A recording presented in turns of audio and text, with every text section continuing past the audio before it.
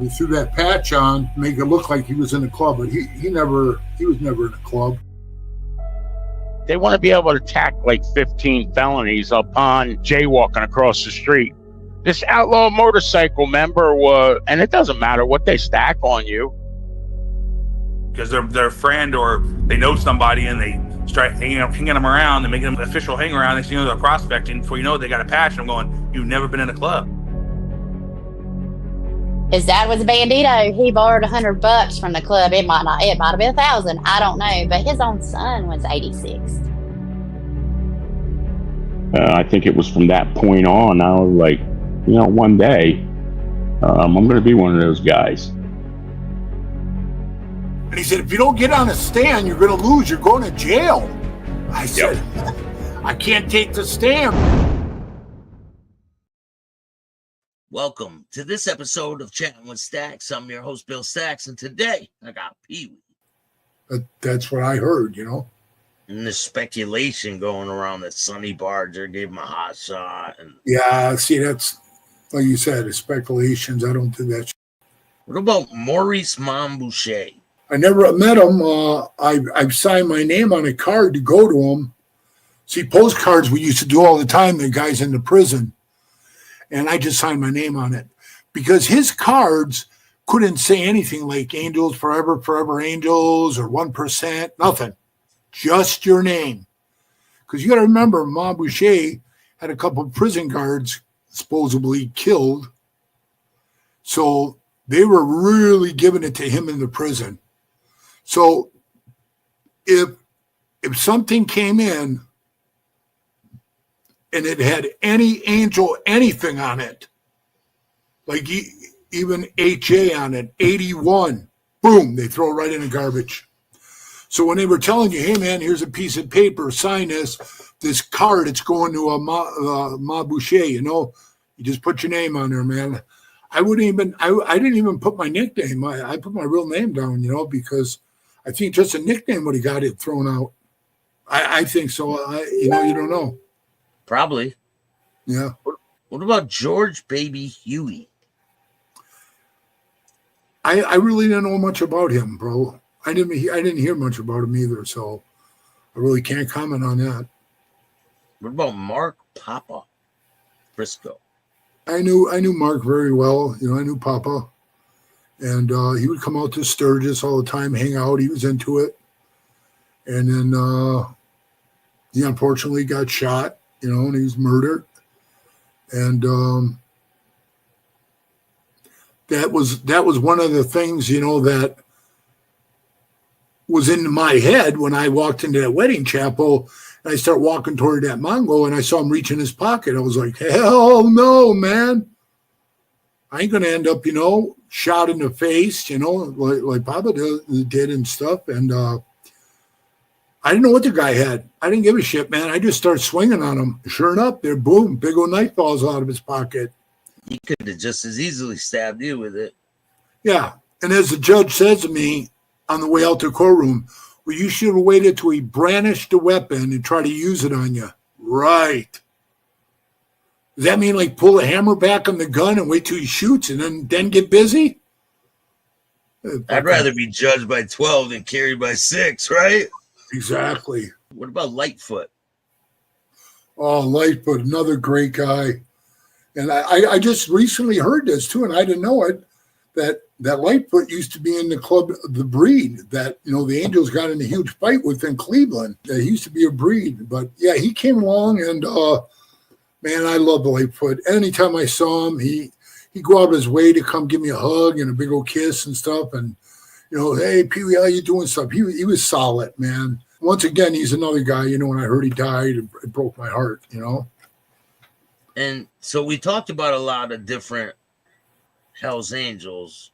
Is there any people that are in any other motorcycle clubs that stand out in your mind? Maybe you had dealings with them. What about Taco Bowman? I met Taco many times. So when I was a sinner, I met him. I never met him when I was a Hells Angel.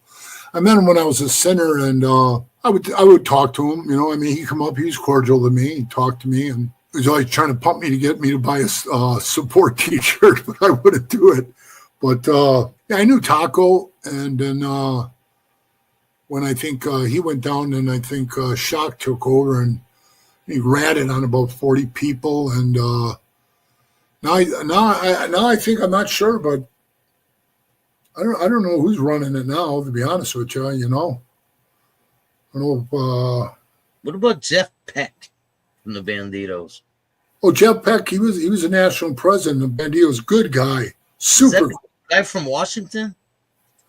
No, that was what's that piece of its name? That guy's a big fabricating line piece of shit. George, that's his name, George. Yeah, I heard him tell a story one time where we supposedly showed up at a bar and they knocked Sonny on his ass. Listen, if they knocked Sonny on their ass, man, people would have been running out of there with all kinds of leaky holes on them, and you know what I mean? Yeah. Yeah, that's bull. And when he said that on national TV, I knew he was a fucking liar, you know, and a bullshit. So, but Jeff wasn't like that. Jeff was real laid back, cool. You could talk to Jeff. I had the utmost respect for Jeff Peck, and I still do. You know what I mean? Yeah. Yeah. He's doing like, I don't know, a couple life sentences. He'll never get out. Is he for what? I think for racketeering under racketeering law, RICO. Do you think that's going to be the end of all these clubs? Is the racketeering? Yeah. Now that they moved it from the mob onto the biker clubs, they're using it more and more now. You know what I mean? Yeah, a month ago, 16 Hells Angels and Red Devils just got caught up in a RICO. There you have it. Yeah, I did a story about it today. It's pretty wild.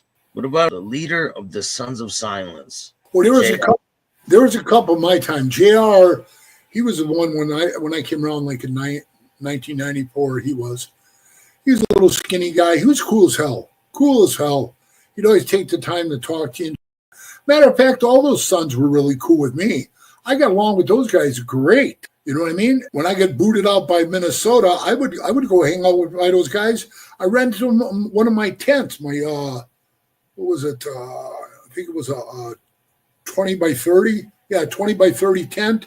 I read them. They have property out there in Sturgis.